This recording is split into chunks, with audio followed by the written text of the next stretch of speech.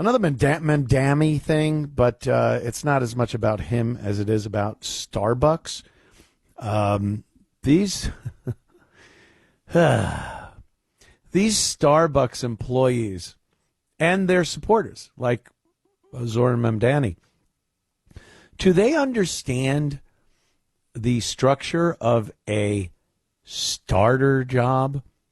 When you first enter the workforce, you don't go and become the CEO of IBM or you are in a beginner job position. This teaches you things like responsibility. Maybe you learn a trade.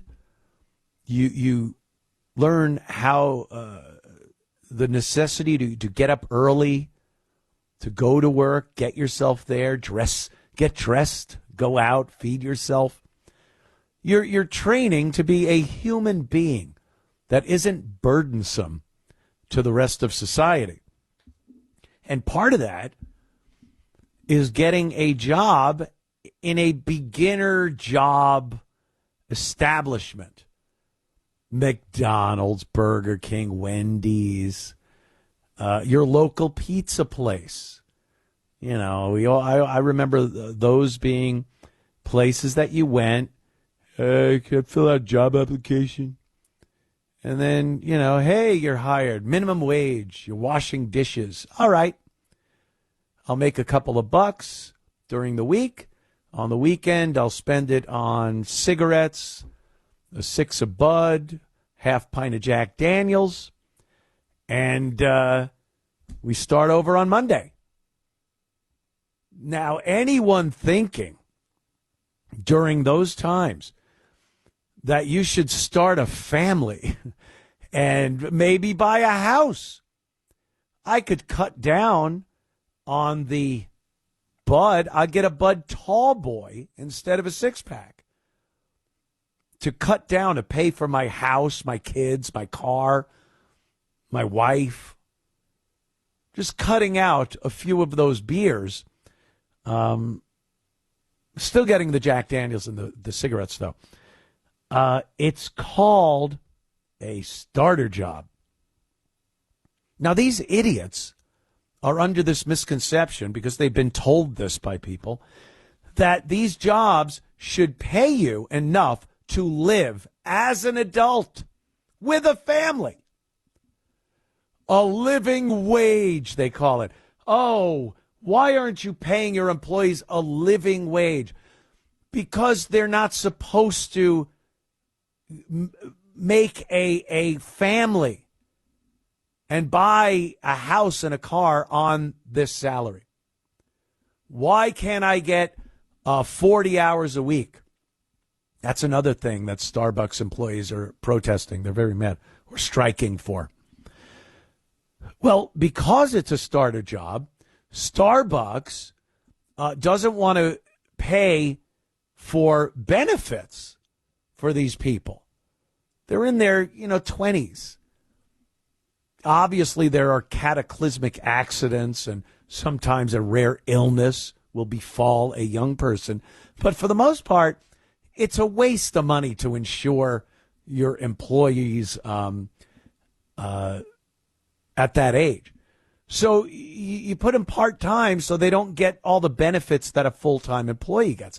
What this also does is opens up this starter job to more people. If you have 10 people working 40 hours a week, you could have 20 people working 10 or 20 hours a week, if my math works.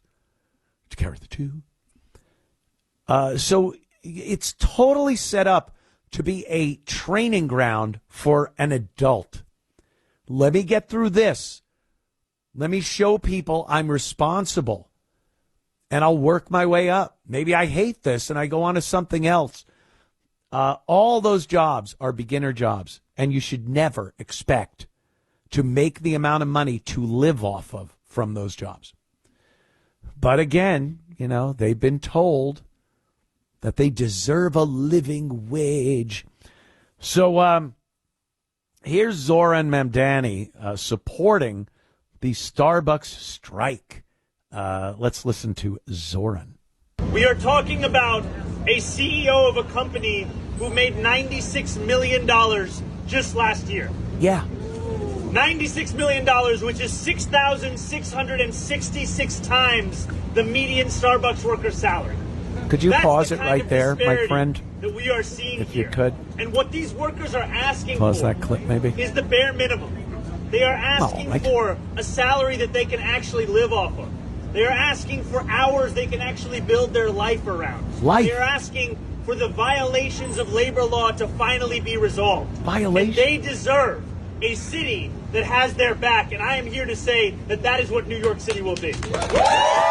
Woo! Free stuff! Starbucks management is that I stand here today to practice with these workers, and if you force these workers to go on strike, then I will be there with them on that strike as well. Yeah! The workers, man! The people! First of all, the CEO makes $92 million, the CEO of Starbucks. Again, skin in the game. The pressures of a CEO, I can't even imagine. One screw up, your stock price goes down. You're done. You know, the people waiting in the wings to stab you in the back and take your position. And is it, 90 some odd $90 million worth of pressure? Probably not. That is a lot of money. But trying to make the comparison that, hey, he makes all this and your barista only makes this. 6,000 something less dollars than the CEO. Yeah, you can't equate the two in any way.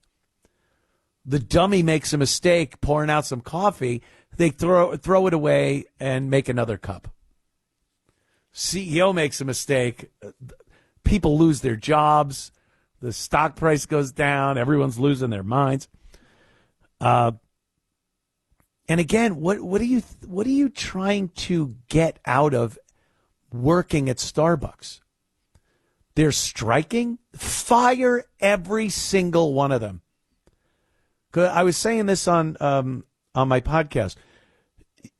I guarantee you can walk outside of a Starbucks, grab anyone.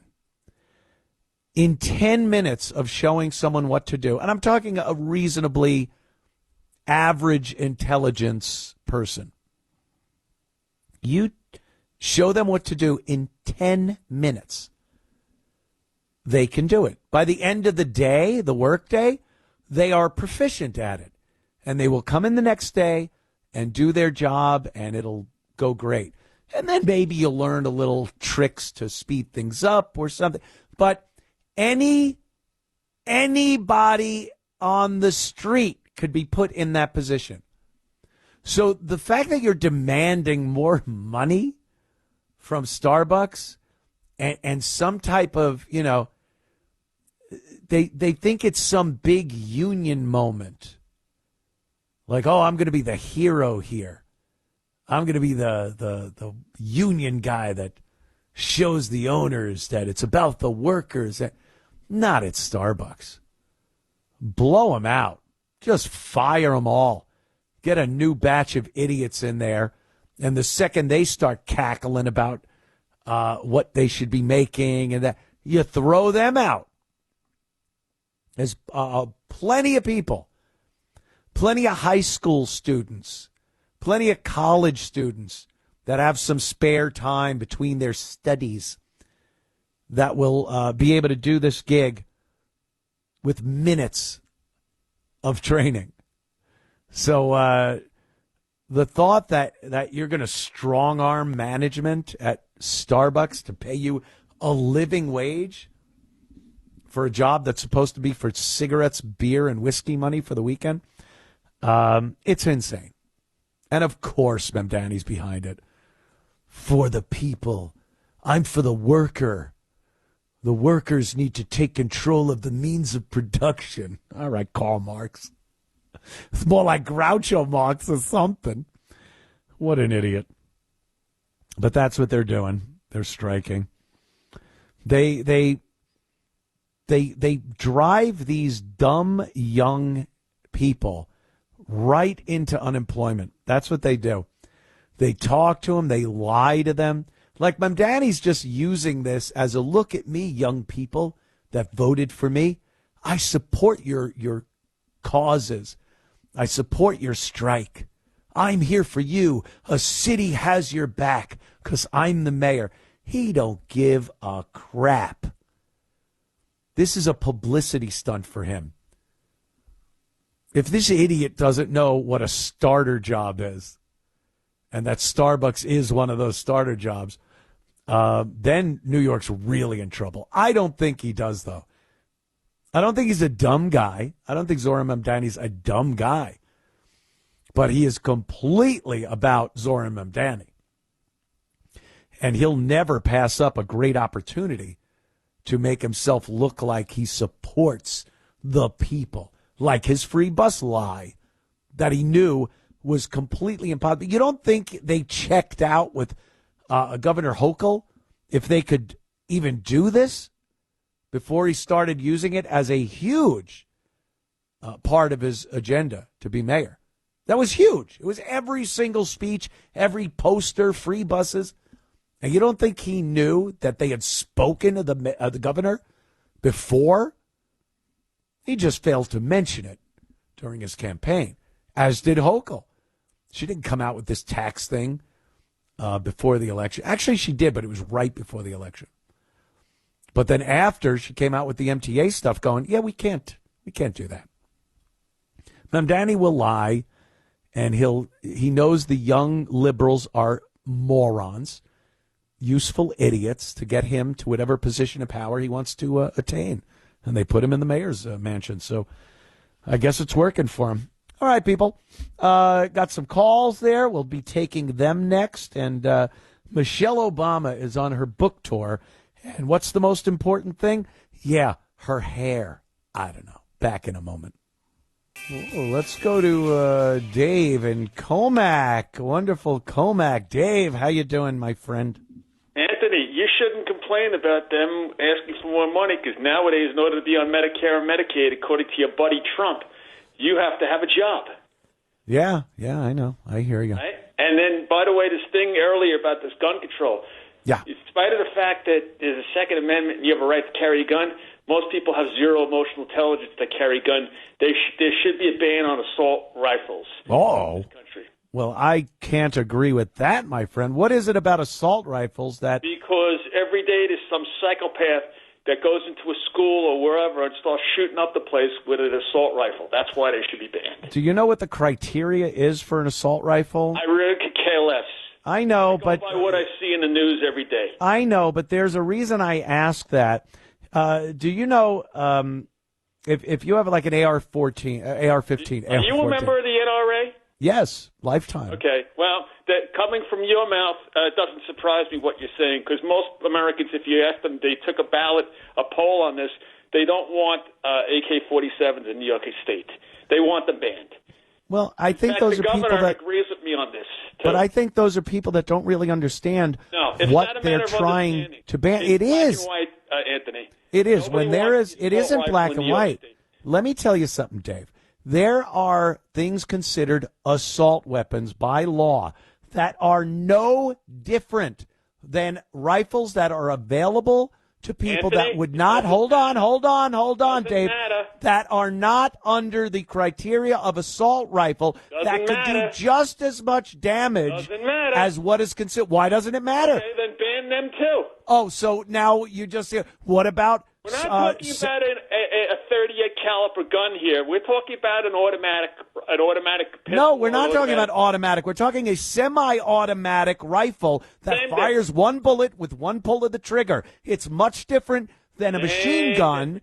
Than a machine gun that is not totally illegal here in this country, but the hoops and the investigation you have to go through to get a fully automatic gun, and fully automatic guns are never used. That wind up being a psychopath that shoots up a bunch of people because of that. They're never. Where do you draw the line, Dave, as far as what weapons would be available to? Unless you have a handgun with only 10 bullets in it, you should not be having an AK. So just handguns. Do you know, Dave, that handguns are the most used weapon in killings around the country? Handguns kill more people by leaps. Hold on, by leaps and bounds. Handguns cause more death in this country, and you're saying rifle with multiple magazines, Anthony.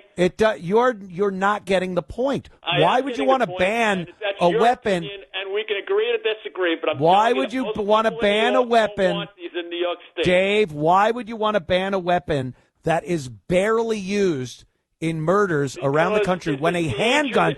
You're saying you are for people having handguns. They are used in more murders around this country than any other weapon.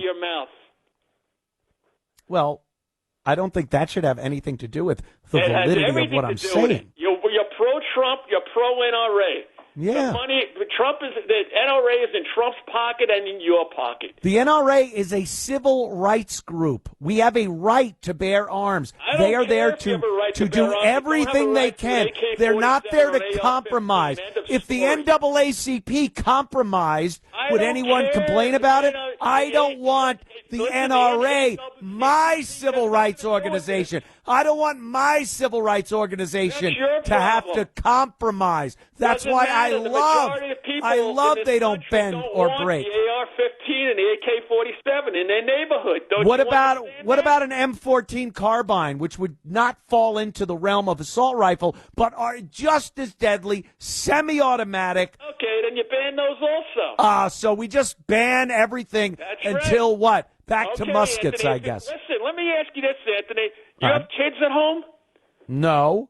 You don't? Let's say you're married and you had a bunch of kids in one of the public schools. You think it's okay for somebody to walk into a school with one of those guns? Of course not. What idiot would say, yes, that's fine? You're talking nonsense. All right. I guess you're for banning cars, too, because they kill people. All right, Dave. There goes Dave. He punched out. Wow. A little heated debate there with Dave from Comac, Long Island, home of the Comac Arena, where I first saw the Charlie Daniels band play, smoking pot and drinking wine out of one of those stupid bags. Maybe I went too far with that. Comac Motor Inn, home of the Comac Motor Inn, Dave. I'm embarrassed to say I went to the Comac Motor Inn, the jungle room with the mirrored ceilings. I am now embarrassed because Dave is from Comac. My God. All right. Thank you for the call, though, Dave. I do appreciate a lively debate. I guess I could take a quick call. I'm in between segments now, and I'm kind of creeping up on a break. So let me see. Yeah, we'll go to Chris. Chris, Bethpage. Come on, Long Island. Not two in a row. Hey, Anthony. How you doing? That guy was an angry liberal. You sound like all angry liberals. They all are. Doesn't want to discuss what you're talking and go back. All he kept saying was, I don't care. I don't care. You can't talk to liberals. You just can't. Nope. And he had Trump derangement syndrome. He goes, get off my phone, you spot shame. I know. Felt like Bob Grant there for a second. I know. By the way, I love Charlie Daniels. Devil went down to Georgia, saw him in Nassau Coliseum. Love it. Anyhow, Anthony, very quickly, my economics professor gave me a great lesson on communism versus capitalism. He said when the Pilgrims came over, they were each given a parcel of land, and they were told basically they agreed they were all going to farm their land, and at the end of the day, put all their product in the middle, and then the women were going to cook up the food, and everything was going to be fine, right? Yep. Until, as time went by, some of the lazier Pilgrims decided, it's too cold. I'm not going to get up and do it today. Those other hard workers, let them do it, put it in the middle. We'll still eat, okay? Fine. After a while, the hard workers noticed that, and they said, screw this. Whatever we make, we're keeping. We're done. We're keeping what we make. We're not helping these guys out. Then the poor people decided, we better get our ass out there and start farming. And that's how socialism became capitalism. That's what my economics professor told me. That makes sense. You know, the people that are doing the work are supplying the goods, they don't want to look around at people that are basking in their hard work and just keep doing it. They're going to say something, and then they're going to do something, not give you the fruits of their labor. Right. And, Anthony, I love the term fair wage. You know what I mean? Yes. Who decides what a fair wage is? I hate when Bernie Sanders says that or AOC says it. They said, Mamdani's saying it now, too. What a fair wage Fair is. wage. And then they also say pay their fair share. Like, who dictates that? And they decide what's fair. Yeah. Right. Garbage. And by the way, you know what's going to happen, Anthony, at Starbucks? I work in the city. This is what's going to happen. Let's say, for instance, they give them all $30. Let's say, okay? Yep. Now, Starbucks coffees are going to go to about $20 now, just to make up for that, right? They're going to go to $20. So who's going to go to Starbucks and buy the product? After a while, they're going to have to start shuttering the stores, and those idiots that were making 30 still would have had jobs if they were making 20. But they don't understand that, and that's what's going to happen. They're demonstrating themselves right into unemployment. Thank you, Chris. Oh, restored my faith in Long Island. Oh, my God. Bayshore, you kick ass over Comac. I got to tell you, Long Island. All right, people, we'll be right back. I will get to the real top story, Michelle Obama and the difficulties that are her hairs. Everyone loves when I talk about our good friend Steven Singer. Hey, it's Anthony Cumia here. I've been telling you about Steven, the I Hate Steven Singer guy, for decades. If you haven't heard yet, Steven Singer Jewelers was named one of America's leading jewelers. There are almost 18,000 jewelers in America, and less than 50 jewelers have received this wonderful honor. Just another reason why other jewelers hate him. They hate Steven Singer. Steven's a jeweler you can trust. He has the best guarantees, the best warranties, and all at the perfect price 365 days a year. Steven always has the best value on real diamond jewelry. No phony sales, no fake discounts or pricing games, no nonsense ever. Just easy and fun. That's why he's considered one of the most trusted jewelers in America. No one does diamonds better. Experience the difference at Steven Singer Jewelers. Online at IHateStevenSinger.com. That's IHateStevenSinger.com. Anthony Cumia is where is my account on X, and I check it during the breaks, and usually I'll post something saying that the show is coming on around 8 p.m., and that's where people go to kind of chime in if you can't get through on the phones or you're not near a phone. You should have hung up on that Democrat SOB. Dave is a retard, the word, oh my goodness. Ask the Comac gun hater how many mass shootings are done by NRA members. So the comments coming in, thank you for those people. Anthony Cumia on X is another way to get to me while we're doing this program. Michelle Obama, Big Mike as she's called, Mitch Obama, as she's also called. She's out on a book tour, and these people that are involved in politics, when they go on their book tours, it's just exhausting watching them do these interviews. And Michelle is no different. She's been around talking about her new book. I think it's called The Looks or something, or The Look. It's like a fashion thing. She's talking about how difficult it was during her time as First Lady in the White House, having to, get dressed and look presentable. The hair, the makeup, the clothes, all the important stuff that goes on when you're First Lady. Meanwhile, they've called this behemoth of a woman the most beautiful First Lady ever. She adorned the cover of every single magazine in this country during her 8 years as First Lady. She was on the cover of many beauty and fashion and fitness magazines in various fancy clothes, work clothes, exercise clothing. And then you get Melania Trump, who was a model, and they won't put her face on anything. You know, where is she on the cover of Vogue and all these dopey liberal rags? But Michelle Obama, they always talk about how beautiful Michelle is. So she's been going on this book tour, and she cannot stop whining about her hair. Now, she says, as a black woman, it's very difficult to get your hair to a state where it is in line with the norm, the beauty norm of America. So I guess she's assuming that straight hair is the norm of beauty. That's what people associate beauty with as far as hair goes. But then I've heard her say that black women with their natural curly hair, or afro, as they used to say, a natural.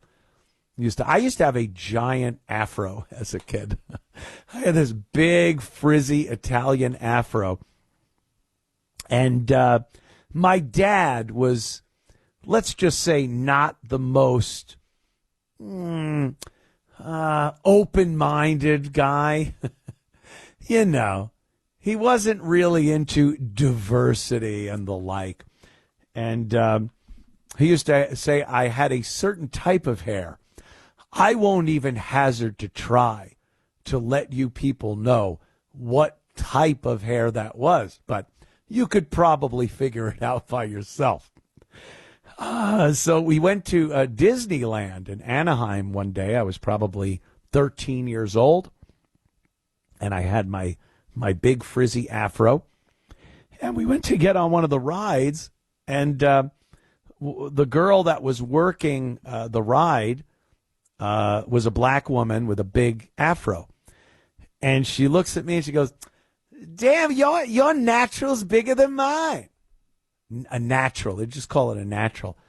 My dad, I could see steam coming out of his ears. He hated that I had, a certain type of hair. I digress. Back to Big Mike Obama. Here she is whining about her hair. It's such a big topic with every talk show she does. Here she is. Mike? Worry about it. Let me explain something to white people. All right. Our hair comes out of our head naturally in a curly pattern. So when we're straightening it to follow your beauty standards, we are trapped by the straightness. That's why so many of us can't swim. And we run away from the water. People won't go to the gym because we're trying to keep our hair straight for y'all. It is exhausting, and it's so expensive, and it takes up so much time. Oh, I know. Braids are for y'all so we can work harder and focus on the work. So why do we need an act, an act of law to tell white folks to get out of our hair? Don't tell me how to wear my hair. Don't wonder about it. Don't touch it. Just don't. No one cares about your hair.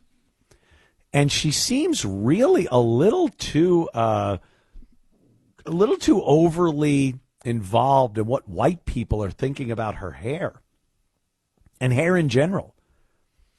I don't think black people should care what white people think is good hair.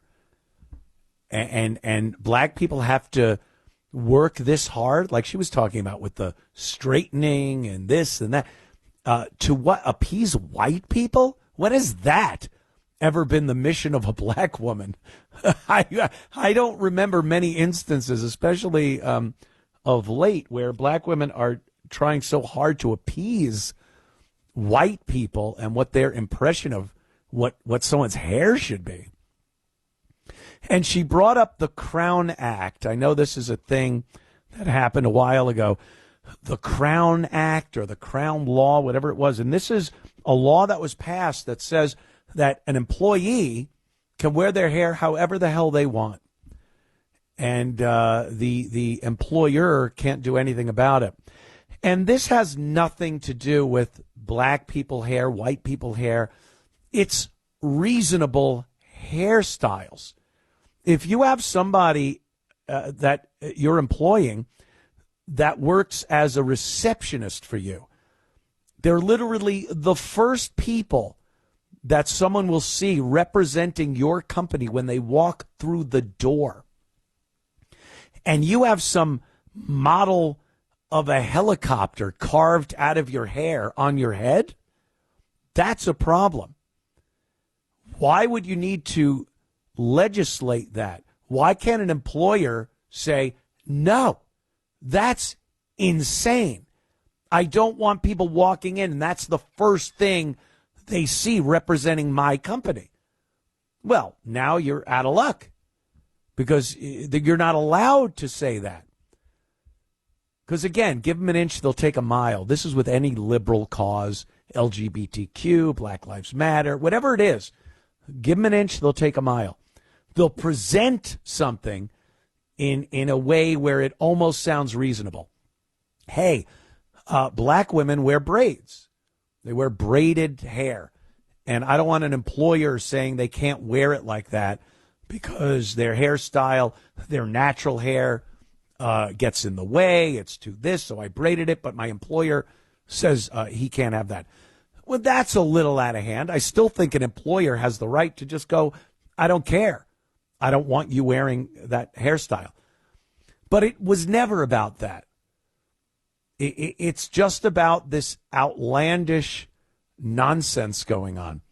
So Michelle bringing that up is ridiculous. Of course it is. But she's out there on a book tour.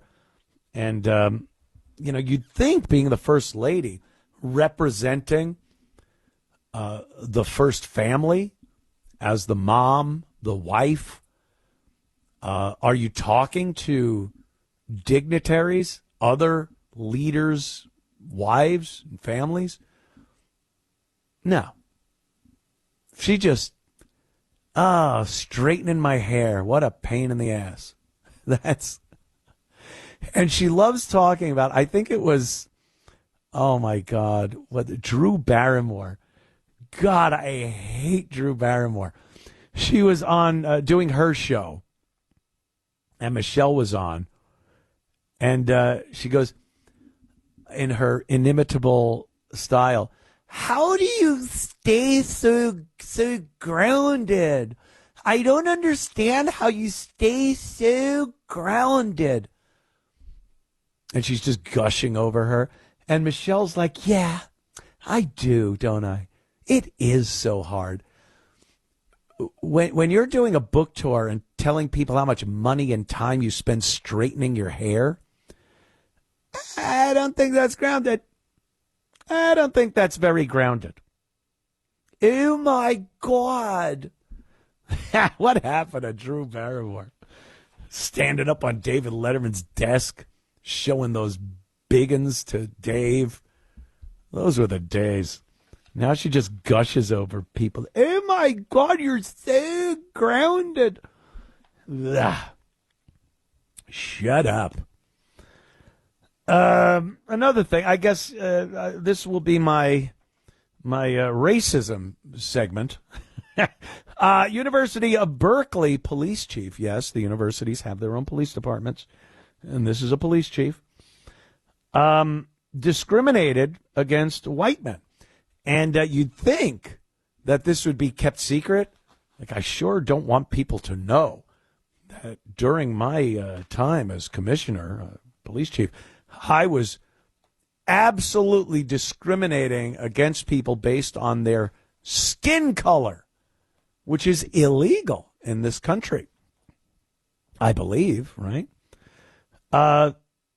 So she has no problem just putting this out there. Yeah, I did this.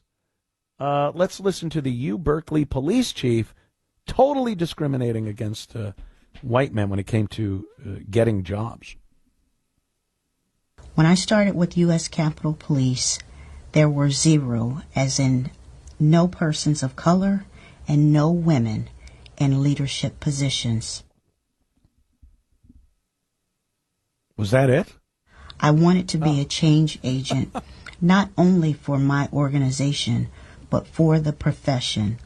I didn't want any women to have the experiences that I had when I was oftentimes sitting in a room that was occupied by only white men. Oh. And some of them who thought that I didn't deserve a seat at the table. Ain't that a shame? Yeah. So she took her experience and the oppression and rejection and everything that went along with these white men back in, I could only imagine this was the, 80s? And she took that experience and just turned it right around and started being discriminatory towards the people that she felt discriminated against her. And look, I understand how you might want to do that. But if you do, maybe you shouldn't be in that position of power. A lot has changed in this country between the time she was talking about and now. And things have gotten much better for minorities going into positions of power like police chief. So to then in 2025 turn it around when you do have the power and utilize your power to discriminate against other people, boy, that doesn't seem to work. And she just, says it. I don't want women having to sit there like I did. Well, it's not 30 years ago. It's a different environment now. Even if they're sitting in a room with white men in it, because it's not going to be all white men, that's for sure. They're not having the same experience as you did back then. So why do you need to bring that discriminatory policy to your leadership role? But that's exactly what she did. And this isn't a one-off here. This happens a lot with people that are in minority groups that are put in positions of power. They see it as a great opportunity for payback. Oh, yeah? Your dad did this? Your grandfather did that? Well, I'm going to do this to you now. And like I said, it's illegal. It's absolutely illegal. I don't know why nothing's done about it. Well, I kind of know why. But, she's right out there saying, yep, that's what I did. That's how I did it. So I don't know. I don't know how we get past that. Jazzy, here's Jazzy, Jazzy Crockett. That's what I call her. She's a whip, isn't she? She wants you to pay for her security. How about that? Why? Conservatives aren't murdering liberals. That's for sure. I think we could look and say it's the other way around. So here's Jazzy Jasmine Crockett wanting you to pay for her security. Jazz? I think that it's really a good question as to why a member of Congress needs to pay for security out of money that they go and raise, instead of focusing on making sure that they use that money to educate voters about why it is that their candidacy matters. I do think that it does people like me a disservice when you are so outspoken. And then what happens is, instead of you being able to put all your dollars into campaigning, instead, you've got to do things like pay for your security. But I kind of value my life, so it is what it is. And what it is. Who's trying to off Jasmine Crockett? She is one of the greatest commercials for Republicans ever. For the right. I think she's turned more people into Republicans than maybe even AOC at this point. She's a blithering idiot. She's a useful idiot. She is cannon fodder for the Democrat Party. I've said this before. I believe what's going to happen in 2028 or a year before that, 2027, we will see a Democrat candidate emerge that seems like a godsend. He will be a guy, probably a white guy, that seems so moderate, because in contrast to idiots like Jazzy Jasmine Crockett, people will look at him and go, this guy's making sense. He's talking about issues that Americans really want dealt with, not the insanity we've seen from the left over a decade. So right now, they need people like Jasmine Crockett out there to act crazy. And not act, she is nuts. But the left, the Democrats, they love it. Put her out there, because they need that contrast when they bring forward this candidate for president for the 2028 election that will seem, in contrast to Jazzy, Jasmine, and all these other nuts that they're putting out there, will seem like a normal, moderate Democrat. And people will be compelled to vote for this amazing guy. You watch. So in the meantime, this idiot doesn't understand that and thinks people are actually listening to her, or they want to off her because of her ideas. We don't care, Jazzy. We're just watching and laughing at you. There's no reason for anyone to take a pot shot at you. Save your money. You don't need security. You're an idiot. Back in a moment. And Randy, he says Ted Cruz did a really good comparison of what people view as an assault rifle and what people view as a hunting rifle. After it was singled out, he began to describe the hunting rifle, same caliber, capacity, and action. The assault rifle was just singled out due to the color of the rifle. Yeah, color and the plastic parts, of course, the shroud around the barrel, the Picatinny rails, the stock. But yeah, the truth of the matter is it's the same gun as a semi-automatic hunting rifle. And, Dave from Comac, what are you going to do? Richie, how you doing, my friend? A little talk on the Second Amendment? Good evening, Anthony. Good evening. Yes. I think that the Second Amendment envisions arms with military usefulness. The Second Amendment is designed to provide the people with the means to resist foreign invasions or a tyrannical domestic government. Yep. Both of those events would involve engaging with military forces. Therefore, arms with military usefulness would be envisioned. Yeah. Secondly, the Second Amendment mentions only one activity, and it involves military.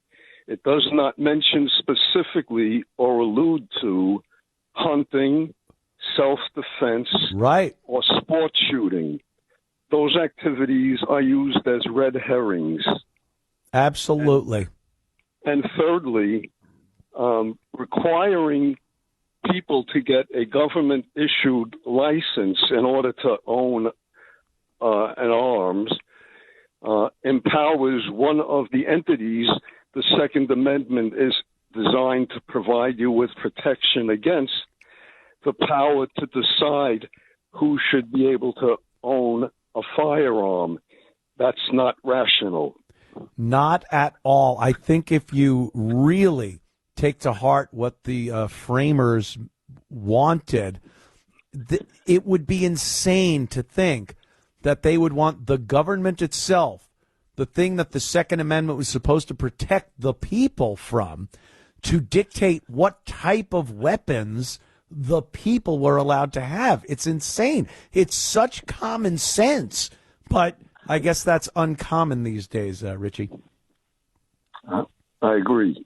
Yeah. Thank you for the call, my friend. Yeah. Boy, that guy made sense in a very frightening way. He made total sense. I guess we can finish up here with Liz Warren, my good friend. Do we have enough time for this? Yeah. Liz Warren says that corporate greed is forcing more people to fly first class. I swear she said this. She's another useful idiot. Liz, let's listen to Liz talk about corporate greed, and that's why people have to fly first class. Huh? What, Liz? Airline tickets.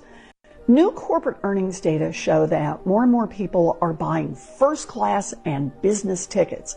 Whoa, that must mean that people are getting richer, right? Because let's take a look at the numbers for the main cabin. They're actually going down. Yeah. So take Delta Airlines, for example.